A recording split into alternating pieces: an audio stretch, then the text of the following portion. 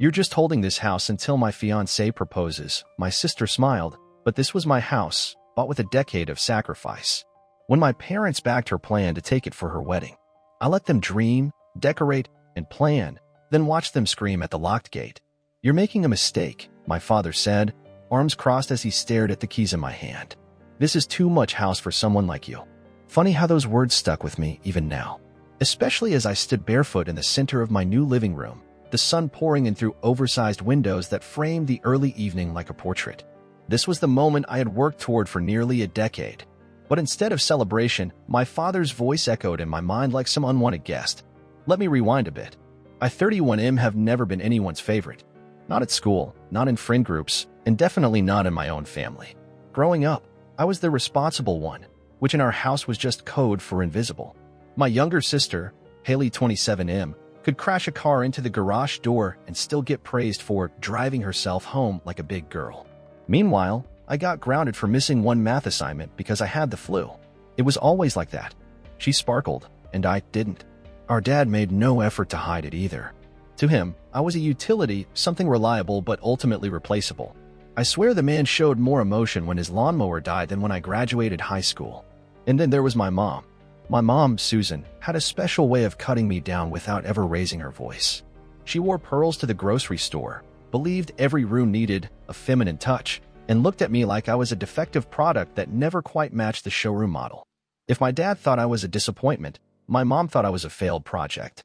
She was always more image-focused than emotionally available. For Haley, she hosted elaborate birthday parties, hired professional photographers, and mailed out glittery invitations with embossed envelopes. For me, one year, I got a sheet cake from the grocery store and a half-hearted happy birthday. But here's the thing.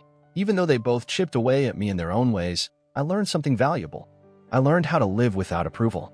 College? I paid my way. 2 jobs, side gigs. No help from either of them. I didn't even bother asking anymore. At some point, it just became easier to count on myself. When I turned 23, I got serious. Really serious. I mapped out a 5-year plan that eventually turned into a 7-year grind. No vacations, no luxury splurges, not even decent shoes some months. I lived off less than I made, and every spare dollar got shoved into savings, stocks, or repairs on my crappy used car. I didn't date much, didn't go out. It wasn't a sad life, just a focused one. Every decision I made centered around one goal, owning a home that I didn't have to apologize for. A space that wasn't temporary, secondhand, or hand-me-down. A place that screamed, I did this. Me. And after 9 years of sheer hustle, it happened. The house was a modern craftsman-style beauty tucked in a quiet cul-de-sac with a wraparound porch and an actual backyard, not just a patch of dying grass like my old rentals. The kitchen had granite countertops, soft-closed cabinets, and a 6-burner stove that made me feel like I could cook even though I mostly lived off takeout. But the best part? A small sunroom at the back that looked out over the trees. That was mine. My sanctuary. I called it the escape pod. I moved in on a Friday morning in early spring. I remember because the cherry blossoms were blooming along the drive, and it felt symbolic somehow, like I was stepping into something fresh and entirely my own. My coworkers came by that weekend, bringing beer and pizza. They toasted me with solo cups and said things like, "Man, this place is so you." I didn't say much, just smiled and took it all in. But not once did I call my father or my mother to tell them. I didn't want the voice of doubt. Not this time. It wasn't until the following week that they found out. My aunt, who I hadn't seen in over a year, called me out of the blue and asked if I had really bought a whole damn house. She sounded more proud than my parents ever had. I said yeah, and somehow that got back to them. They showed up 3 days later. My dad rang the doorbell twice and let himself in when I didn't answer fast enough. Typical. I had just gotten back from the store, groceries in hand, when he strolled through like he owned the place. And my mother followed a few minutes later, heels clicking against the floor like a judgmental metronome. She barely glanced at the living room before wrinkling her nose. Nice, she said in that vague, condescending way she'd mastered over the years. Though I would have gone with something more neutral. These color choices are brave. Neither of them congratulated me. My dad walked straight into the kitchen, looked around like he was assessing property damage, then muttered that I must be stretching myself too thin. "I've got it covered," I said, putting away the milk. "Been saving for a while." He leaned on the island and scoffed. "Hope it's worth it. Because I can already tell this place is going to eat you alive. The taxes, the upkeep."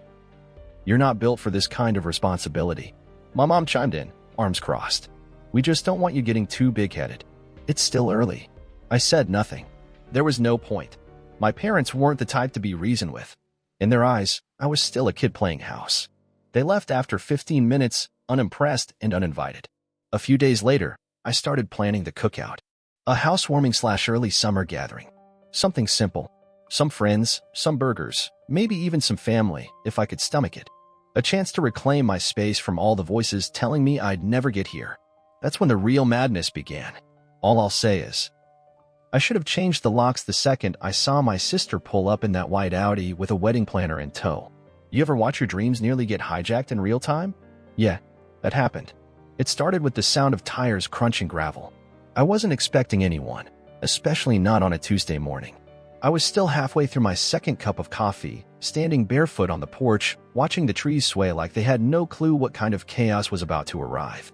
And then Haley pulled up. White Audi. Sunglasses too big for her face. That smug little tilt of the head she always used when she knew she was about to get her way. But that wasn't what froze me. It was the second woman who stepped out of the passenger seat. Clipboard in hand, heels stabbing into the lawn like she was personally offended by grass. A wedding planner.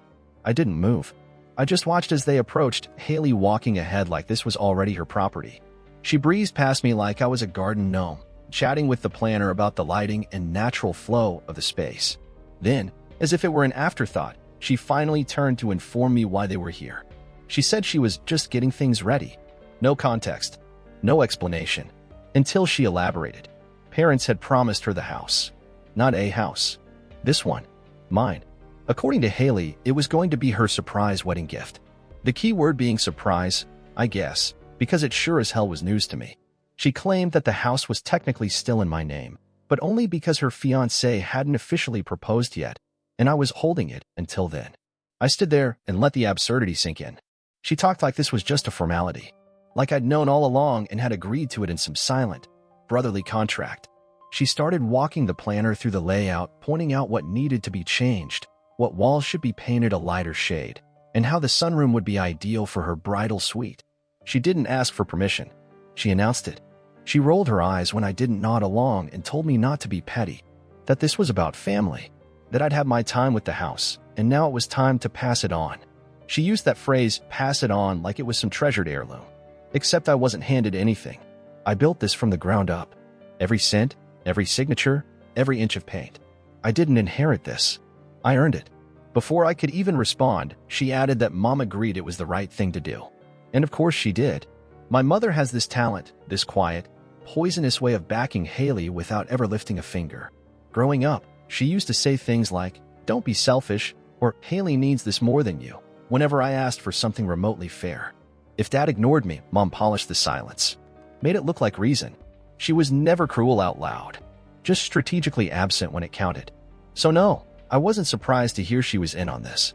If anything, I'd been waiting for it. 10 minutes later, the front door opened again, and just like that, the entire circus was complete. Dad showed up. No knock. Just walked in like he owned the place. Haley ran to meet him, practically buzzing with excitement. She gave him the update, told him all about the decorator's ideas, how the backyard would be perfect for a tinted ceremony, and how she was thinking of doing a rustic romantic theme.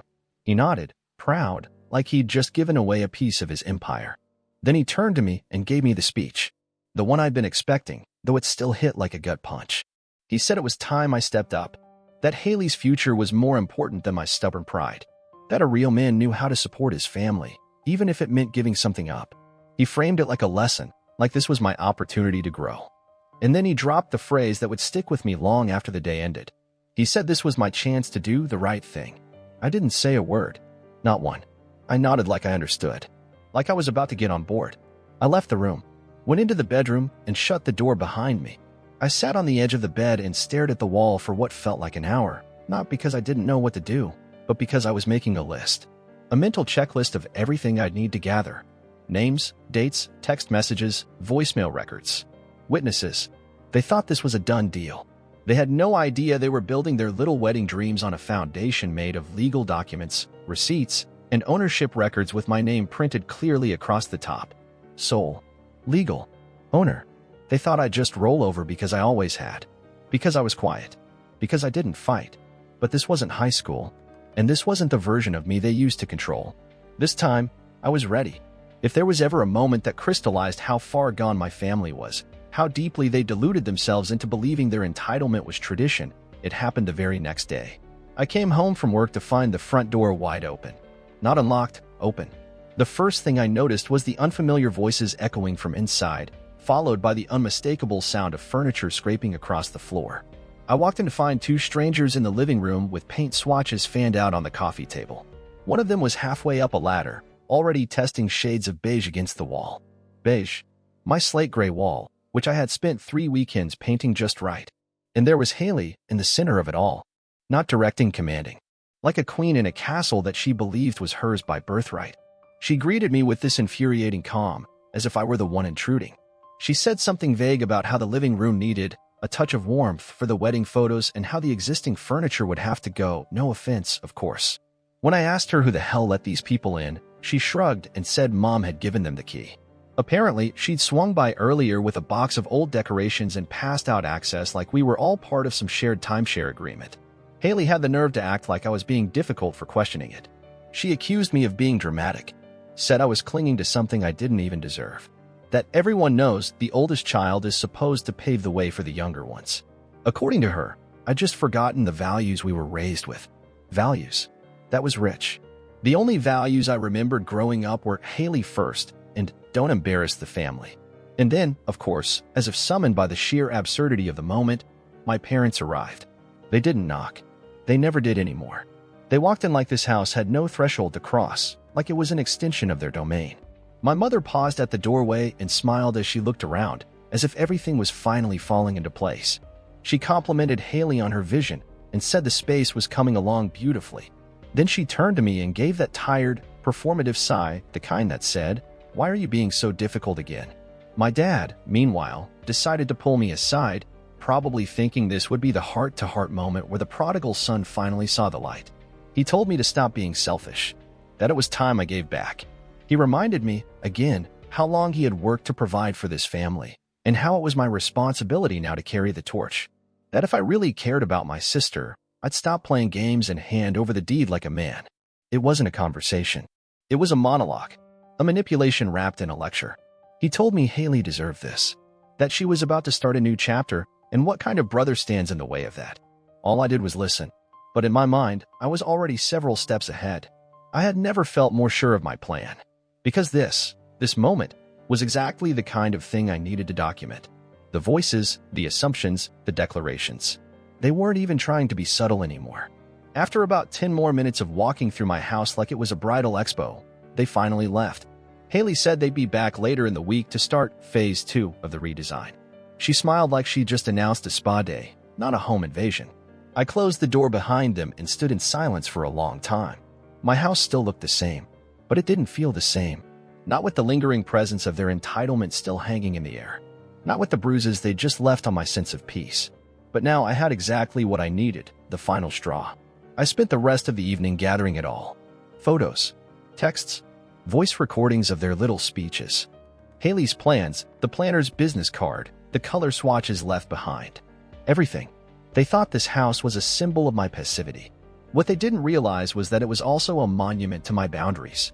I built this place to be my safe space, my reward, my proof. And now, it was going to be their reality check.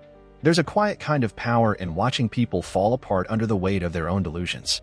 The moment I hit send on the first cease and desist email, I felt it. Not joy, not satisfaction. Something colder, sharper. The kind of clarity you only get when you stop hoping for understanding and start preparing for war. I had everything in place. Days of digging through my digital life turned up a gold mine. Screenshots of Haley's text claiming the house was already hers. Voicemails from Dad demanding I do the right thing. Photos of the wedding planner's setup with date stamps. Even an audio recording of my mother saying, in no uncertain terms, that she expected me to move out soon. My lawyer, a no-nonsense guy who wore frayed cuffs and didn't believe in small talk, took one look at the evidence and told me we were well within our rights. That anyone entering my home without consent, modifying the space, or presenting themselves as owners could be treated as trespassers. We drafted formal notices, clean, polite, and devastating. Each one outlined their behavior in legal terms and made it crystal clear that further action would result in lawsuits. I had copies printed, sealed, and ready. Then I printed the deed. Bold font. Black ink. My name. My name alone. No clauses. No trusts. No co-signers. Just me. I didn't announce anything ahead of time. That would have given them room to twist the narrative, to regroup and circle the wagons. Instead, I waited for the day they'd all been looking forward to, the cookout. Originally, it was meant to be a housewarming, but now it was the stage. I showed up an hour before the party was scheduled to begin. The driveway was empty except for my car and a single black SUV parked across the street, the security guard I'd hired leaning on the hood with his arms crossed. I walked up to him, handed him the guest list, which had 2 names, mine and his, and pointed to the locked gate with the new private property, no trespassing sign posted in clean block letters. He nodded once. That was all I needed. Then I went inside, made a fresh pot of coffee, and waited. They started arriving in groups. First Haley and the wedding planner, followed by a few of her friends in pastel dresses. All smiles, all chatter. Until they reached the gate. I watched from the window as confusion turned to annoyance. Haley tried the intercom. I ignored it. She buzzed again. And again. That's when my dad pulled up. He got out of the car looking pissed. Not confused. Not curious. Just pissed. Like he was walking into a meeting that someone dared to schedule without his permission. He stormed up to the gate, shoved the intercom button, and barked something about me playing games. He waved for the guard to let them in. The guard didn't move. Instead, he handed my dad a sealed envelope. Dad yanked it open with the kind of dramatic flair only he could muster. It took less than a minute for the expression on his face to shift, first confusion, then disbelief, then full-blown rage. He started yelling at the guard, at the sky, at whoever would listen. He demanded to know what this was, said I couldn't just pull a stunt like this, that the house wasn't just mine, and I had no right to make decisions like this alone. Then he turned to Haley and handed her the other envelope. She tore it open with shaky hands, and the second she saw the document, the deed with my name on it, the cease and desist letter addressed directly to her, she cracked. Her voice hit a pitch I didn't know she was capable of. She started sobbing and screaming all at once, accusing me of ruining her life. That I was vindictive. That I'd humiliated her in front of everyone. That this was supposed to be her dream, and I had stolen it, just to make a point. She pounded on the gate like it owed her something, mascara running, fist clenched. She kept yelling that she was going to sue me, that she was going to tell the whole family what I'd done, that nobody would take my side. My mom arrived mid-meltdown. She didn't cry. She didn't shout.